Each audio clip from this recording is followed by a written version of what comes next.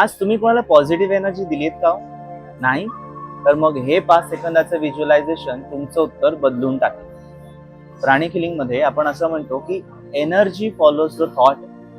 त्यामुळे तुम्हाला ज्यांना पॉझिटिव्ह एनर्जी द्यायची आहे त्यांच्याविषयी तुम्हाला असं व्हिज्युअलाइज करायचं आहे की त्यांच्या आयुष्यात चांगल्या घटना घडत आहेत. उदाहरणार्थ, मुलांबाबतीत तुम्ही इमॅजिन करू शकता की त्यांचं आरोग्य सुधारतंय, त्यांना परीक्षेत चांगले मार्क मिळत आहेत.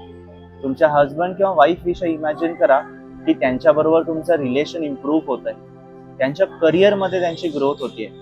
प्लस सगळ्यात महत्वाचं म्हणजे मे बी तुमचे आई बाबा असतील, सासू सासरे असतील, तर इमॅजिन करू शकता की त्यांचंही आरोग्य सुधारतंय, उत्तम राहतंय.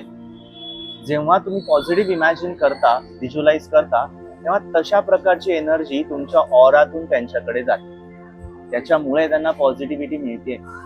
त्यामुळे हे टेक्निक नियमित केलं तर तुम्हाला हमखास रिझल्ट बघायला मिळतील. करून बघा आणि मला कमेंट्स मध्ये नक्की सांगा. As I always say, from my heart to your heart, आत्मा नमस्ते.